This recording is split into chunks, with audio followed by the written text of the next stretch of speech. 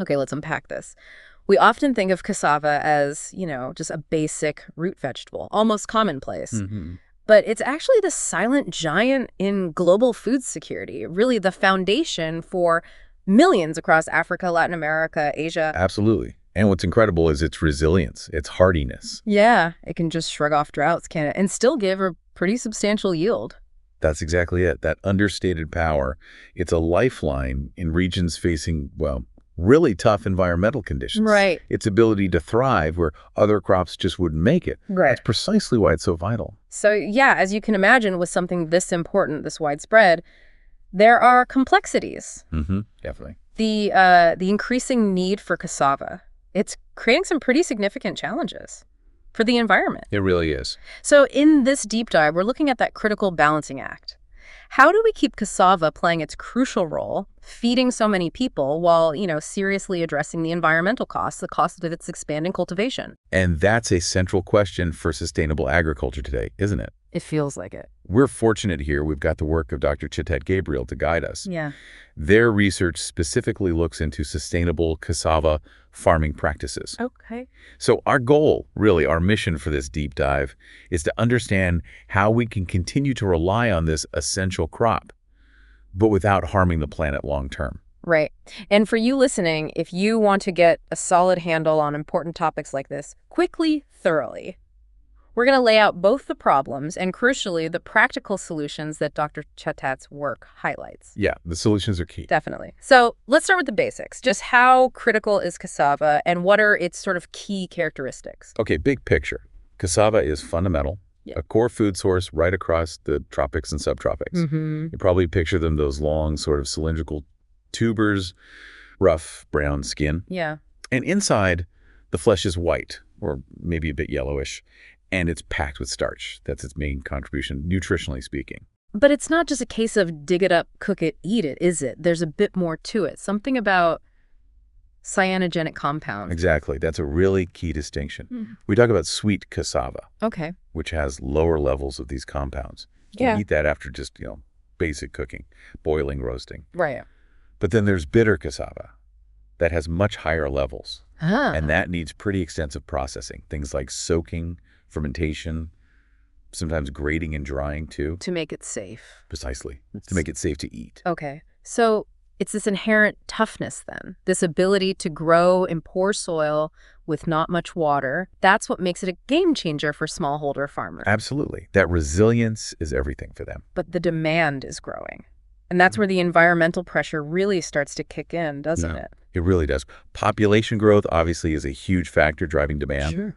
But it's also the industrial uses. Cassava is being used more and more for biofuels, starch for manufacturing, even pharmaceuticals. Wow. And this surge in demand, well, unfortunately, it's pushing farmers towards practices that just aren't sustainable. Not in the long run. Okay, so let's really dig into those environmental impacts. When cassava farming isn't done sustainably, what are the biggest worries? Well, Dr. Tchatat's article points to several critical areas. First up, deforestation and the habitat loss that comes with it. Right, clearing land for more fields. Exactly. As demand grows, there's pressure to clear forests, other natural land, to make way for cassava fields. And that directly reduces biodiversity. We lose plants, animals. And losing trees has those wider knock-on effects too, doesn't it? Especially for the climate. Oh, absolutely. Forests are vital carbon sinks, right? They absorb CO2. Carbon sequestration. Exactly. So when you clear forests, you release that stored carbon. But it's not just climate. Destroying habitats disrupts ecological balances that farmers actually rely on. Like what? Like natural predators that control pests. If you lose those, you might end up needing more chemical pesticides. It's a cycle. Okay, wow. Then there's the impact on the soil itself. That sounds pretty fundamental. It really is. Cassava has this very efficient deep root system. Which sounds good. It is. Yeah. For the plant. Yeah. It's great at pulling nutrients out of the soil, but that efficiency means it can seriously deplete key nutrients over time.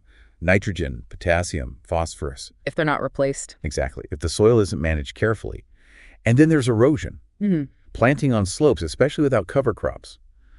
It just leaves the soil exposed. Wind, rain, washes it away. And the common practice of monoculture, just planting cassava year after year, same field. Yeah. That just exhausts the soil, wrecks its health, and sadly makes it much more vulnerable to pests and diseases building up. So it's like a downward spiral for the soil. Take out too much, lose the top layer, get more pests. Pretty much, yeah. It's a cascade effect. What about the water systems? Does cassava farming affect those too? Yes, water pollution is another really serious consequence highlighted in the research. Well, the overuse of chemical fertilizers and pesticides. In intensive farming systems, these chemicals can leach down into the ground. Contaminating groundwater. Right. And they can run off into rivers and lakes too. But it's also the processing waste. From the factories. Yeah, especially from starch extraction. The wastewater often contains a lot of organic pollutants. If that's just dumped without treatment, it can severely harm aquatic life, kills fish, damages ecosystems. Okay. And we can't forget air quality and greenhouse gases, can we? No, definitely not. That's a critical piece. Right. When cassava waste peels, stems, leftover bits decomposes, it releases methane and carbon dioxide. Both greenhouse gases. Potent ones, yes, contributing to global warming. And then there's the practice of slash and burn. Still used sometimes. Yes, sometimes used to clear land quickly for new fields. That releases huge amounts of koyo straight into the atmosphere. Wow. Okay, this paints a pretty stark picture of the challenges. It really does. It does. The potential downsides are significant if things aren't managed well. But fortunately, Dr. Tchatat's research doesn't just stop at the problems. It focuses heavily on solutions too, right? On sustainable practices. Yes, and that's the encouraging part. There are effective alternatives, viable solutions. So what are some of the key methods? What can make a real difference? Well, agroforestry and intercropping are two really promising approaches. Okay, what do those involve? Agroforestry is about integrating trees into the farming system. Intercropping is planting cassava with other crops. For instance, planting cassava alongside nitrogen-fixing crops, like beans or other legumes. Ah, they put nitrogen back into the soil. Exactly. They naturally enrich the soil, boost fertility. And integrating trees, maybe acacia or banana trees, within or around the cassava fields. That helps reduce soil erosion, provide shade, and increases biodiversity on the farm. So kind of bringing back some of that natural ecosystem balance. That's the idea. Working with nature, not against it. Makes sense. What about how farmers actually manage the land itself? Tilling, planting, that kind of thing. Yeah, conservation agriculture techniques are vital here. Things like minimum tillage. Meaning Disturbing the soil as little as possible during planting and harvesting. This helps maintain its structure, prevents compaction, keeps organic matter in place. Okay. Then there's cover cropping, planting other crops, maybe grasses or legumes during the off-season or between the rows of cassava. What does that do? It protects the soil from erosion, suppresses weeds, and adds valuable organic matter back when it decomposes. Right. And probably the most fundamental is crop rotation. Not just planting cassava all the time. Exactly. Alternating cassava with other crops. Beans, maize, peanuts, whatever works locally. This breaks pest and disease cycles, and it helps maintain a better balance of soil nutrients. Okay. So instead of just constant extraction from the soil, these methods are much more about replenishing it, working with the natural processes. Precisely. It's a more holistic approach to soil health. Okay. And what about inputs? Fertilizers, pesticides? How do sustainable practices address those? Yeah, the shift towards organic fertilizers and biopesticides is crucial. So using compost. Yes, composting cassava peels, other farm waste, animal manure. It creates a fantastic natural fertilizer, builds soil health over time. Instead of just relying on chemicals. Right. And for pest control, using biopesticides, things derived from natural sources like neem oil or maybe chili-based sprays, these can be effective and drastically reduce the chemical runoff that pollutes water. And given that cassava can be thirsty, water management must be important too. Absolutely. Yeah. Especially in drier regions or areas with unreliable rainfall. Efficient water management is key. Like what kind of techniques? Things like rainwater harvesting, collecting and storing rainwater for later use, and using more efficient irrigation, like drip irrigation, which delivers water directly to the plant roots with minimal waste. And even simpler things, like constructing terraces or contour bunds on sloped land. That can make a huge difference in preventing soil erosion from water runoff. It's really interesting how some of these are quite sophisticated and others are, well, relatively simple techniques but can still have a big impact. Yeah, the whole toolbox of practices. And Dr. Tchatat's work also mentions using the waste products from processing. Yes. This waste-to-value concept is incredibly important and promising. How does that work? Well, take cassava peels. Huge amounts are generated during processing. Instead of just being dumped, Yeah. they can be processed into valuable animal feed, or even used as feedstock to produce biofuel, like biogas or ethanol. Wow, turning waste into energy or food. Exactly. And similarly, the wastewater from processing plants, instead of polluting rivers, it can be treated And then, and then reused for irrigation or maybe other industrial processes. It closes the loop, reduces water consumption, and prevents pollution. it's really great to hear these aren't just theories. The article mentions real-world examples, doesn't it? Case studies in Cameroon and Thailand. Yes, and these are so valuable because they show it can be done. In Cameroon, for example, there's been a noticeable uptake of intercropping by farmers. Cassava with beans, you mentioned. Yeah, cassava and beans is a common one. And reports show it's improving both their yields and soil health. Plus, some NGOs there are actively promoting using cassava waste to produce biogas. Providing clean energy locally. Exactly. A double win. And the Thailand example sounded really interesting too, like a circular economy approach. It really is. Some of the big cassava starch factories there have put systems in place to recycle their wastewater for irrigation. Cutting down pollution and water use. Right.